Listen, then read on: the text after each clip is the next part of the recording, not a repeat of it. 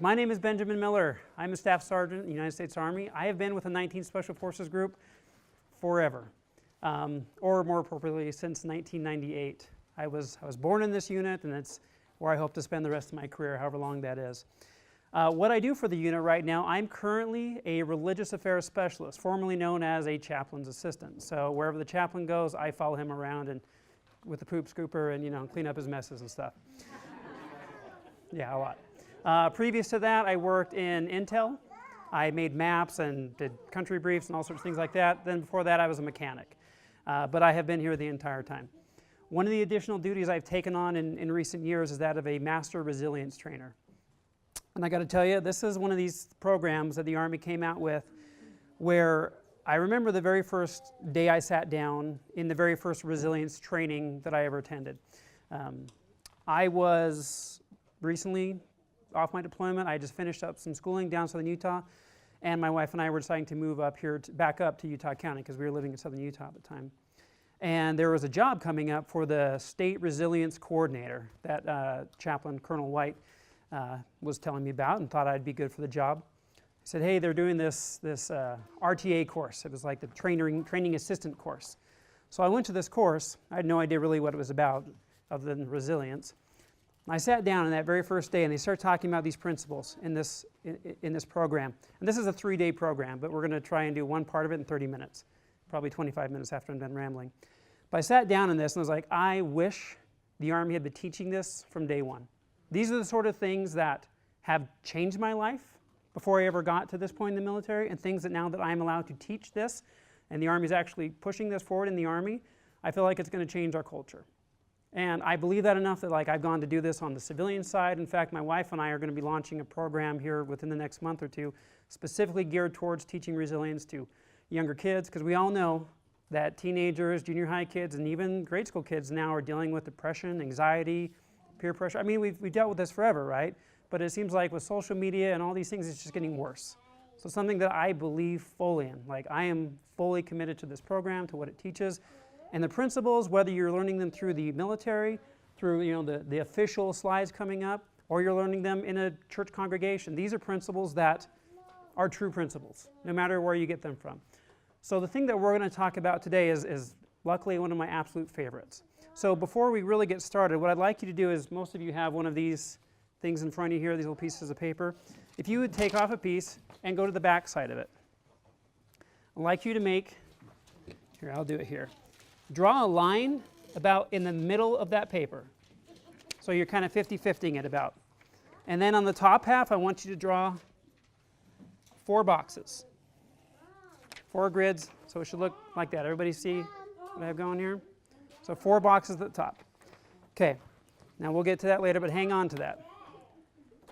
So for the official stuff, the name of this module is Active Constructive Responding. So 3 big words there. What are the 3 words I said? Active, constructive, responding. Okay, so I'm probably going to be talking about how to respond to people. So is anyone here mind helping me read some bullet points? I don't like to call on people they don't want to read. All right, would you mind reading these 3 points? Here's our bottom line up front. Go ahead. Okay. Effective praise and active constructive responding, or ACR, help to build connection. Continue. Yeah. Effective praise identifies what was working and creates winning streaks. You can strengthen your relationships by responding actively and constructively to others' positive experiences. Thank you. Appreciate that. So the bottom line of what this is all about is building connection. When I say I want to build connection with another person, in your mind, what does that mean? If you want to connect with someone. I get a lot of feedback, so I'll sit up here and wait. What do you think? Connection.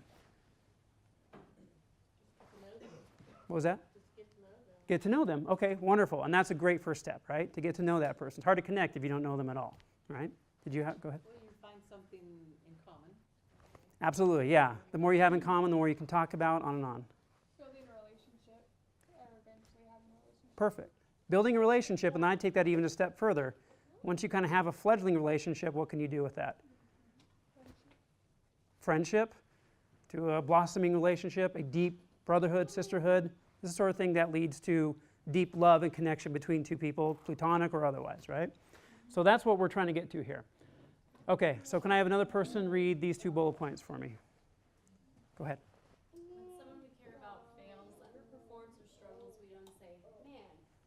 dumb as a rock. Well, maybe we do sometimes. Effective criticism names a process, strategy, behavior that led to the problem. You aren't keeping your arm level and how to correct it. Okay, so that's a good, it was an example of how to shoot more accurate. This is geared towards soldiers a bit, so. All right. So like like when I slap you across the face, so when my wife backhands me, I'm like, you could have done better on that. So, all right, so if we're going to criticize someone effectively, like it's saying, you're not just going to be like, man, you suck at that. You're like, oh, thanks. Now I know what to do. What?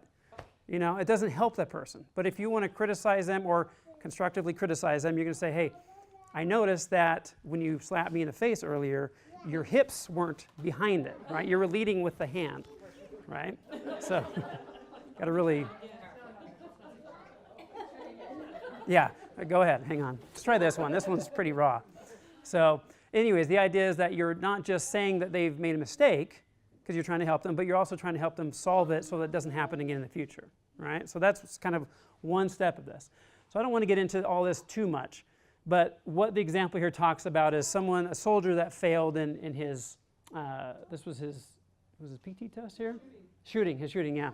So, and rather than the NCO, his sergeant or whatever, saying, oh, I'm going to do this and this to you. If you don't pass, you got to get your stuff together, whatever. He sits down and like diagnoses the problem. Okay, so I noticed that this was something that you were doing wrong. You know, can I help you with this? Your breathing was a little bit off. Rather than just, because who here has had their kids do something and they've just told them to fix that thing, just to go clean your room better. Okay, 3 honest people and a whole bunch of liars, right? Okay. So we've all done it for like, hey, just go fix this, get it right, okay? Rather than being able to sit down, because why do we not do that sometimes? Why don't we sit down and explain the steps of what they can do? What keeps us from that? What is it? Because you're frustrated. Yeah, it's frustrating. It takes time. And time and frustration together don't really go well, right? It just usually makes more frustration, right? So like trying to help your junior high student with like the new math curriculum, right? It's like, oh my gosh, just whatever. So hire a tutor on that one. Okay, so the big things on this one, what this does, the reason why constructively criticizing someone like this, one, it demonstrates that you were really watching, right? Because if you come back to me with a failing product of whatever it is, and I just look at it and go, okay, well, I don't know how you even got here. What am I going to do to help you fix that, right? So one, I have to make sure that implies that I was watching in the first place, right? So if I'm going to do this correctly, I need to be watching first of all. 2, it demonstrates authenticity. What is authenticity? If I'm being authentic. Sincerity. What was it? Truthful. Yeah. You're not genuine. You're not faking it, right? You're like, oh yes, I am very concerned about how well you did on this.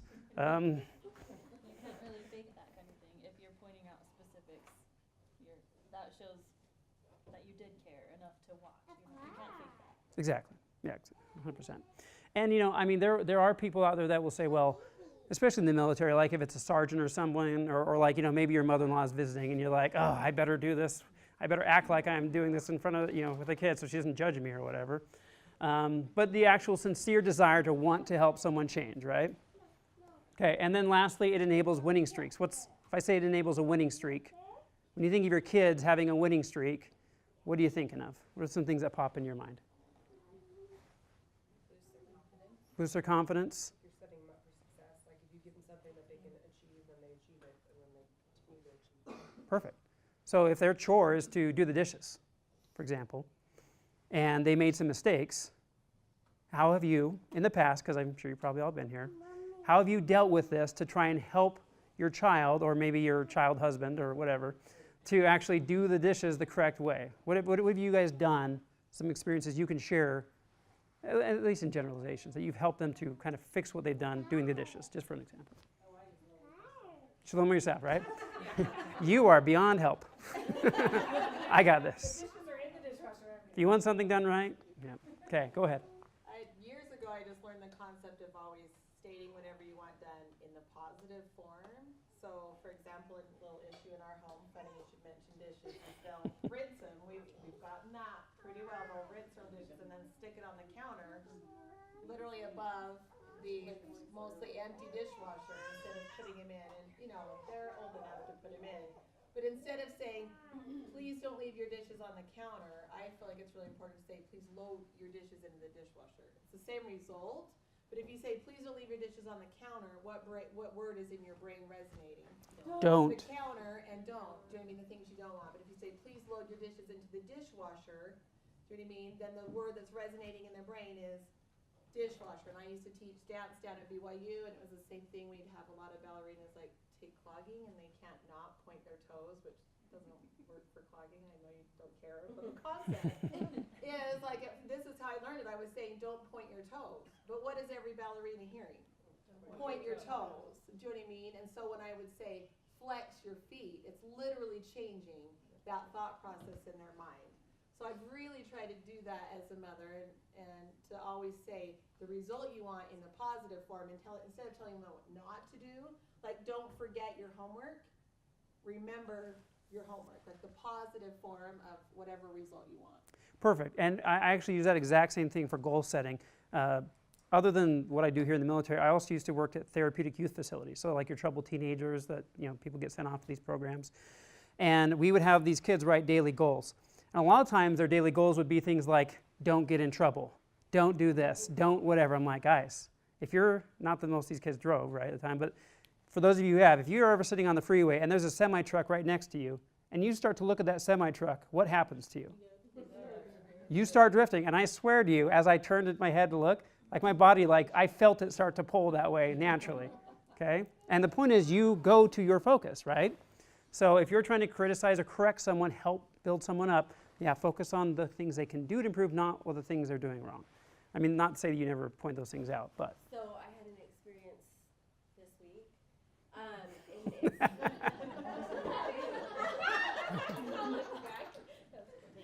Checking in with the husband. and it's kind of, it's minor. It really is minor, but it really bothered me. So my 4.5-year-old's in preschool, and I went to pick her up from preschool, and I think the teacher was having an off day, but she was showing me the pages that Piper had colored, and she was very, very, very critical to Piper. And Piper, like, you would look at it and think like an 8-year-old colored it.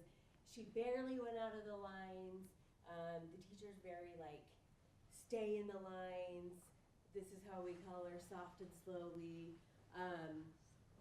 So she just went on, like, my 4-year-old is sitting there, and she just pulled these papers out, and I'm looking at them thinking, there's nothing, like, she's 4, and they are, like, almost perfect.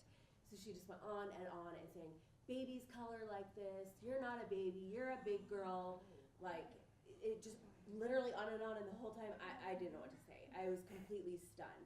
And she just was like, next time, if you want to be a big girl, you're going to stay in your lines. And if I were to bring and show you these pictures, you would be completely in shock because, like, one little teeny, So I was really upset about it. And so I was like, I've got to talk to Piper because I'm sure her self-esteem is just, So I took her home and I just said, I told her, like, you colored so good, for being 4 years old, you stayed almost all the way in the lines.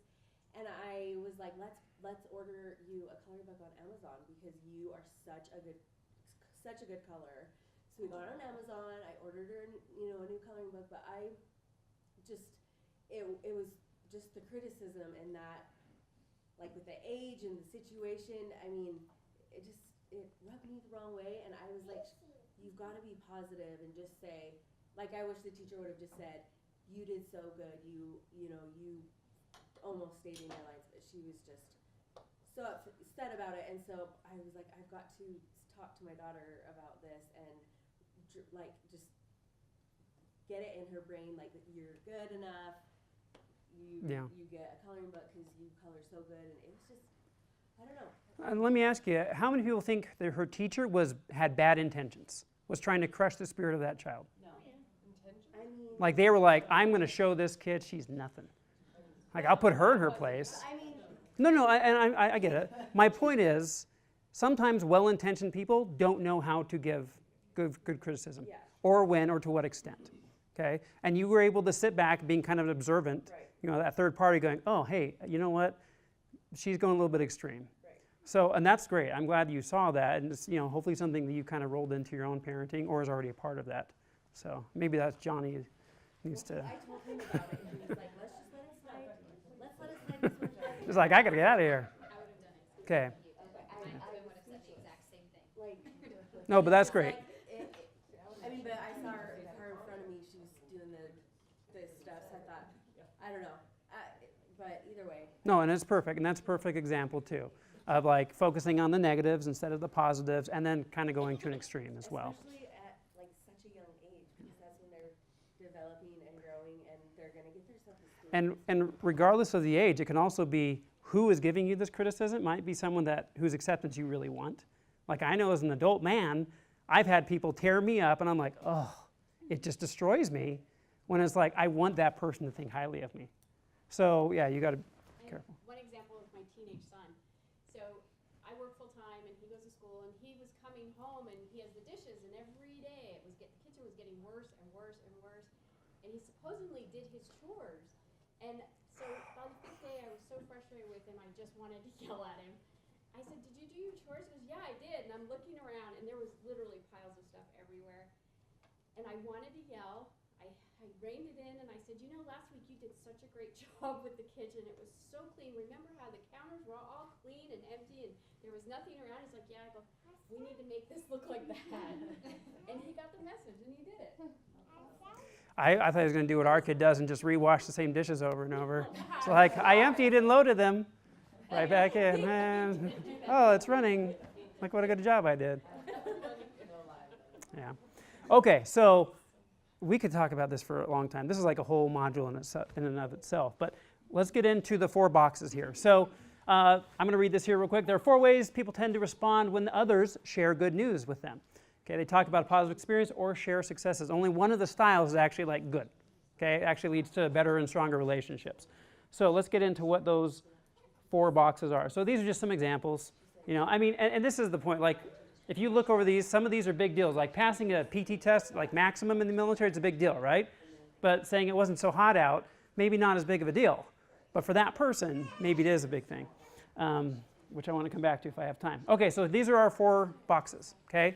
What I'd like you to try and do is on the sides, because I didn't leave you a lot of space here, but on the sides, passive, active, and then constructive, and then destructive. You're going to write some other things in here, so save a little bit of space. There it is. Okay. Yeah.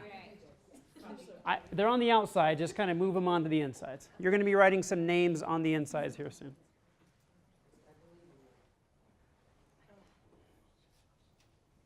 Okay, and while you do that, I'm going to start talking about some of these. I'm going to go over kind of some of the basic ideas of what they are, and then we're going to do a little bit of demo, and then we'll get into the real nitty-gritty of it. Okay, so let's start with constructive or passive constructive. So actually, I'll just move to the next slide here. So a passive constructive person is, like it says, distracted, understated support, and the conversation tends to fizzle out. It just kind of stops before it gets going. It's not malintentioned or anything like that. It just doesn't really get going. Okay, next one. Can I have someone read the bullets on this one here? For passive destructive. Ignoring the event, changing the conversation to another topic. Okay, yeah, so it's like you bring it up and they immediately, whoop, shift away, right? Okay, and then active destructive. So squashing the event or negative focus. So that being said, let's bring up my demonstrator. Come up, sir.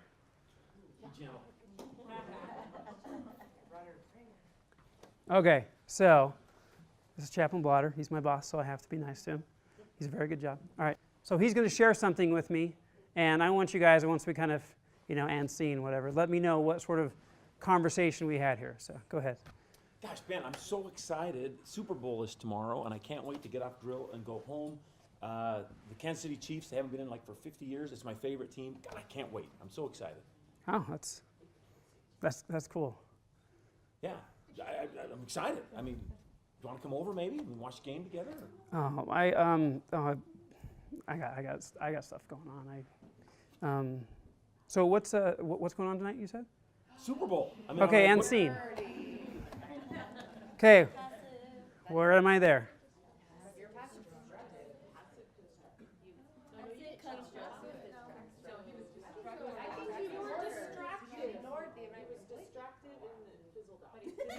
I was trying to be that one, okay? I was trying to be passive constructive, right? Like, I was kind of like, oh, yeah, I was definitely distracted, right? Like, because you never had a conversation with someone while on your phone before, right? You're like, this is great, but Instagram is better. I think all of your husbands have done that to all of you, and you've done it to all of your husbands. Okay, let's go ahead to the next one. Same thing. Oh, gosh, Ben, drill's ending here. Super Bowl, I'm so excited. Kansas City's in it. Favorite team. I'm just way excited to go home. Oh, yeah, man. You heard about the Astros, right? Yeah. Like the whole cheating scandal? Man, I'm a Dodger fan, and I am pissed. Let me tell you what, 2017 should have been our year. Freaking Astros stealing signs out in the outfield. You know what I'm talking about, right? That's horrible. But Super Bowl is tomorrow. No, okay, that's cool. I mean, yeah, Tom Brady, he was a cheater too, right? He's in the Super Bowl this year? I don't know. But anyways, no, like my wife and I were pissed. Like I was Halloween, and we were like angry. We couldn't even trick or treat. All right.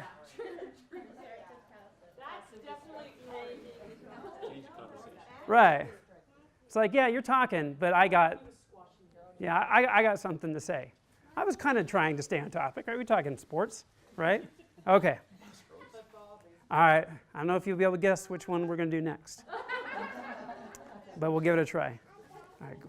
Super Bowl's tomorrow, Ben. Way excited. Are you going to watch?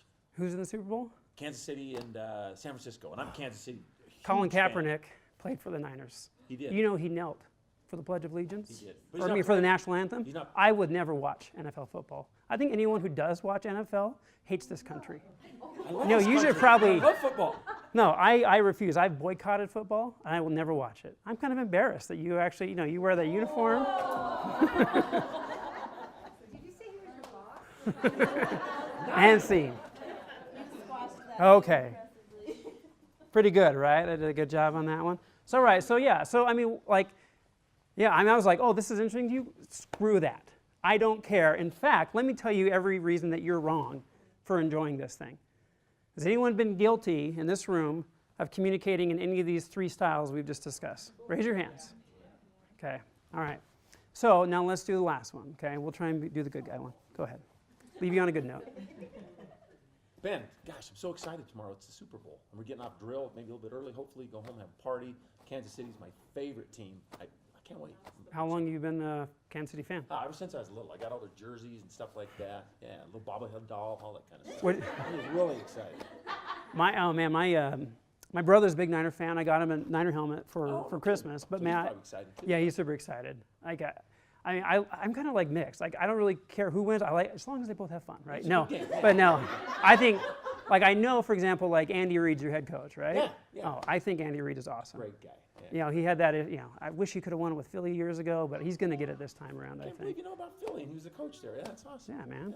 What jerseys do you have, by the way? Oh gosh, all the way back. Len Dawson, Kansas City, way back in the day. Joe Montana played for him too, and so. Oh, but he was originally a 49. Yeah, right. That's true. That's true. All right. Even where he retired was actually Kansas City. Okay, all right. See. Good NFL fan.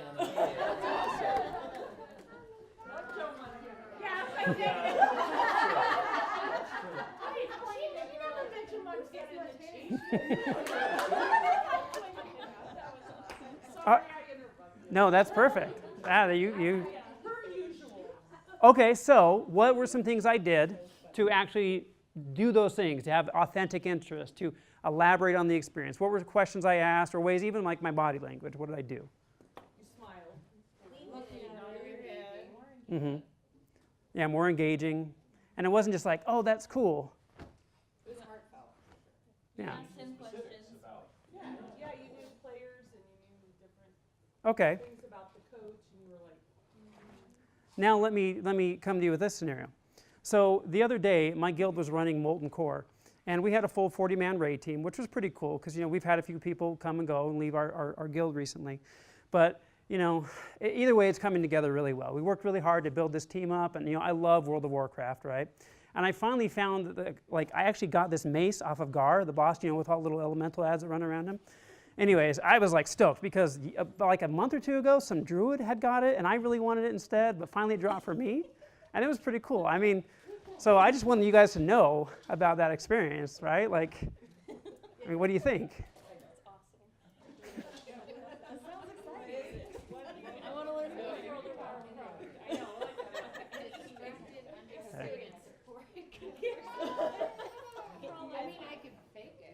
Okay, so how many people here, like, really legitimately, other than my wife, knows what I'm talking about with that? Oh, a couple of you do. Okay, good. So you get it. Okay, but so here's the thing. If you don't care about what the person is bringing to you, you're like, whoopity-doo, don't play World of Warcraft, you're a weirdo. But maybe the weirdo is your kid or your immature husband or whatever, right? Someone that, like, you know, a student, right? That you want to try and, like, okay, well, I want to connect with you. Again, this is all about building relationship, trust, and all those things. How do you act in a situation like that where it's not something that's interesting to you? Yeah, my son is into Pokemon, and I'm like World of Warcraft, all that. But I just ask him about the characters, and he tells me like all the details about them, and I don't really remember any of the details. But I ask him like, you know, what are their powers? What are their levels? And my husband, we went somewhere, and he was talking to a therapist, like, yeah, my wife like totally acts like she's listening, but I don't think she remembers any of it. And I was like, shoot, I don't really know. Like, I can't really remember. Like, Like, I know who loves Charmander Pokemon. is and Yeah, like, Peekaboo or Pikachu. yeah. Like, he loves, like, that I sit and listen and ask him questions, even though, like, my brain can't remember any of it, really. But I do like that he's excited about it and he's telling me about it. And when I ask him, like, their levels and stuff, he has plenty to tell me. He's like, oh, oh. Yeah, like, It, like, so lights I do people sit up. and listen to him and ask questions, even though I don't understand it. So, Awesome. yeah, because I, you know, care about that relationship. So I don't understand all the stuff, but asking the questions, Mm-hmm. you know. And I'm going to come back. To tell me more about it. Absolutely. And he's willing to share more and more and more with you, right? Yeah, Like, and I'll come back to you here. Sir, like, when I asked you about your jerseys, like, what did that kind of spark inside you? We actually kind of care, and that kind of remembrance for me and kind of connected with that. And you're basically sharing your joy with me, right? Like, this is a cool thing for me that makes me happy. And naturally, you know, there's plenty of stories out there about when someone partakes of something they really like, they want to share it with the people they love the most, right? So, did you have a comment? Oh, I was just gonna say, I'm not really like a gamer. It's like the Wii, like my kids and husband are, but we do Pokemon Go. Yeah, yeah. So it's fun. yeah, Like for them, like to be with them. I think there is something about doing something they love with them, yeah, even if you don't understand it or right. care to do it by yourself or Yeah, with understand Pokemon Go, it at that's all. how I learned a lot of the Pokemons and stuff like that too. So. Yeah. You know, I told my wife that I wouldn't talk about her too much during this, but I'm going to take this one opportunity. You said you wouldn't point me out specifically. I did, and I'm not. Who's talking to me? Who is this? When we first got married, I still do, have comic book collections from, like, back when I was a teenager. I got a couple of boxes of comic books. And, you know, I was a nerd. Obviously, you guys just heard me talk about World of Warcraft. So, yeah, my nerd pedigree right there. So, when we first got married and we were, like, moving stuff around, you know, his, hers, and whatever, I had these boxes that I would carry around with me from place to place. She's like, why do you even have these? You never read them. I'm like, oh, you never read them, sweetheart. That's not how this works, right? All right, and just didn't get it, right? Yeah, you don't touch them, you just look at them. Anyways, so, you know, didn't get it, whatever, but was like, okay, you know, if this is your thing, it's your thing. But I will tell you, over the years, we've gotten to the point where I think she's a bigger comic book nerd than I am now. And it's something where, anyone know who the creator Stan Lee is? Okay, all right, he pretty much came up with all the superheroes that you know, Spider-Man, X-Men, all that stuff. I mean, she got to the point where she, as she was like, fine, begrudgingly or otherwise, learned about my stupid little world. She was like, this is great, and learned who Stan Lee was, learned about him, and then when he came to Comic-Con in San Diego, she was the one that bought the tickets to go to Comic-Con in San Diego. I was like, wow, this is amazing. Like, that's like the nerd mecca, and you're taking me to it? So it's just one of those little areas where it's like, you listen enough, and you pick up these things, and it can actually become interesting to you.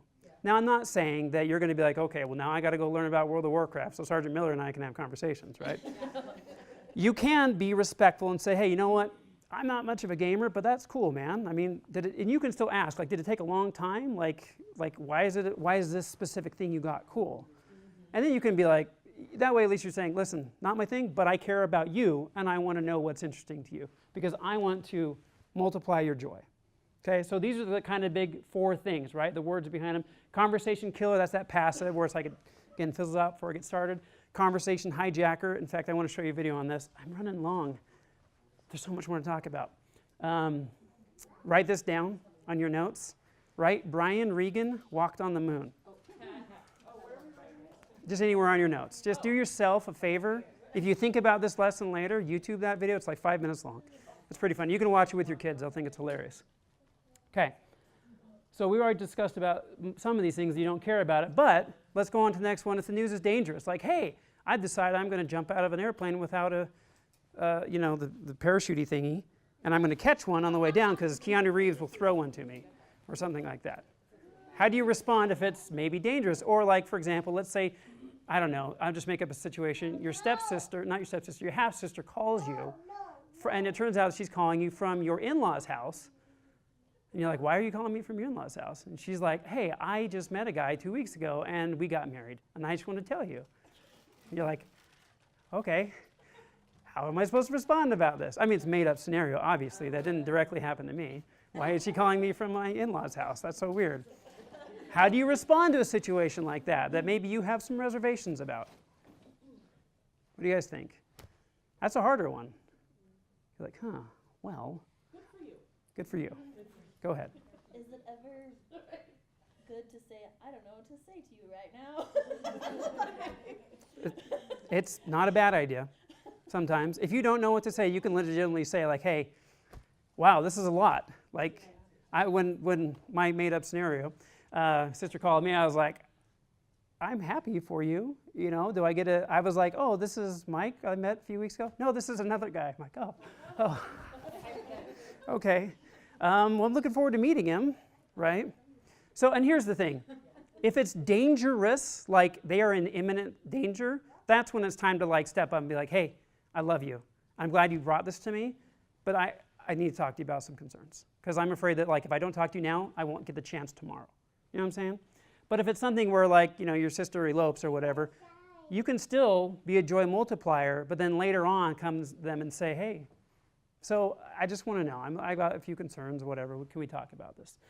And that kind of goes into the responsibility of the sharer, because it's not all the person who's getting this information, right?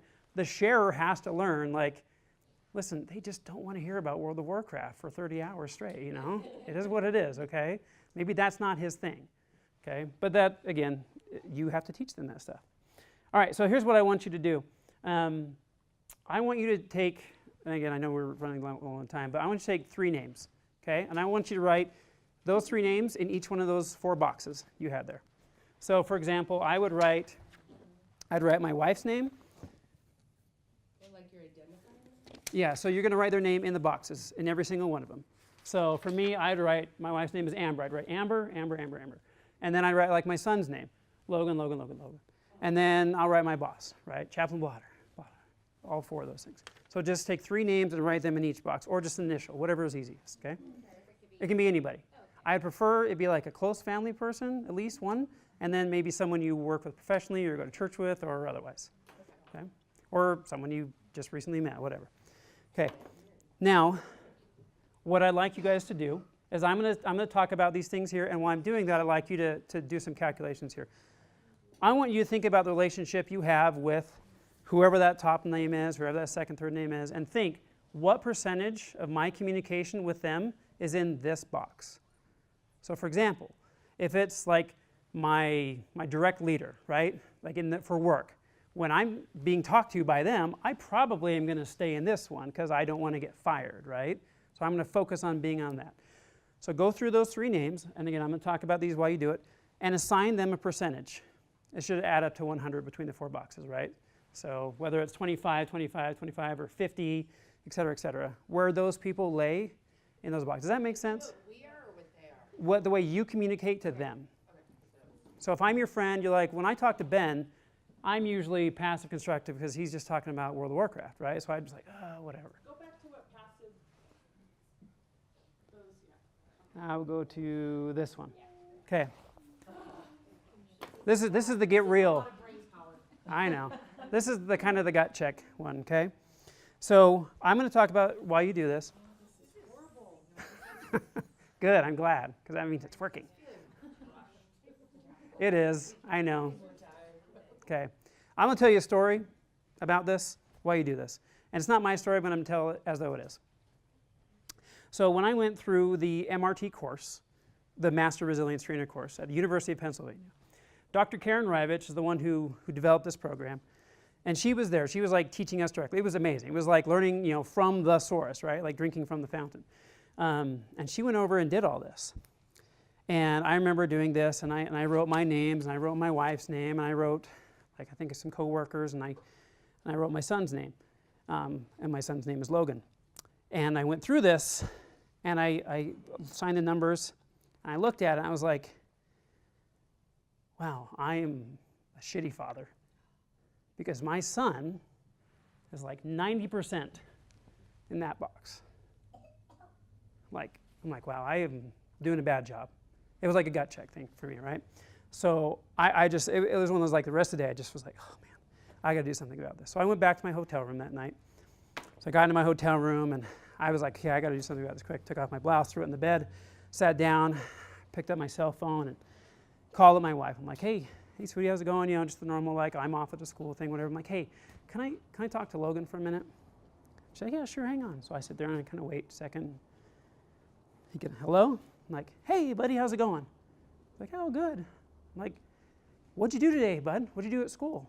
It's like, oh, PE and recess. I'm like, oh, recess, huh? Okay, cool. What else? I mean, did you do math or anything? It's like, yeah, we did math. I'm like, how's math going? Are you doing good in math? It's like, yeah, no, it's all right. I'm like, okay. Because he sounds confused. I'm like, oh. I'm like, well, I'll talk about recess. What about recess? What'd you do at recess? And he doesn't say anything for a minute. I'm like, you there, buddy? He's like, yeah. He's like, Dad? Like with a questioning voice, right? I'm like, yeah, it's me. Like, is this really you? I'm like, oh, where am I as a father when I show interest in my son's life and he doesn't recognize me? Okay? Now, this isn't 100% my story, but it is my story at the same time. I didn't make that call, but I had the same thing happen. When I went and looked at this, I was like, wow, I've got to fix some things in my life. I've got to find ways to make sure that the people who mean the most to me in my life stay in this box. Because I don't know if you've noticed as you've gone through this at all, but the people who are professional relationships or buddies, where are they in your boxes mostly? Up here, right? Where are the people who mean the most to you? Maybe here, hopefully not here. Sometimes if they're teenage girls, right, up there, right, or a 9-year-old, they're the worst.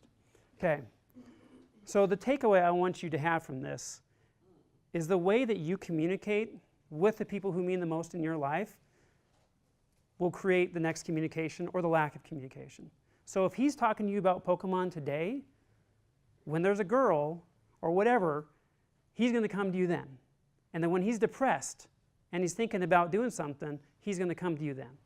But if you don't care now, he won't come to you about the girl, and he won't come to you when he's hopeless to talk to, especially when they're making bad choices or they made a mistake. So, and this is something, as you probably have already realized, like, we could talk about this all afternoon. I love this program. I know it will change your lives and your relationships. I challenge you to take this with you and keep this. I've honestly thought about, like, getting a tattoo of the 4 squares just to, like, remind myself all the time, like, in every relationship I have, where is this person sitting? Right, yeah, right on my forehead, right? So, but take that, try it with your children, go through it, take those principles. Like I said, I promise you they will make a positive change in your life. That's more than the time I have. Thank you so much for listening. Thank you for participating. It's not fun to teach this stuff when you're just sitting here talking to yourself. So you were all wonderful. Thank you so much. Thank you for being in the hardest profession in the entire world, being that military spouse. So you all rock. Thank you very much, and enjoy the rest of your day.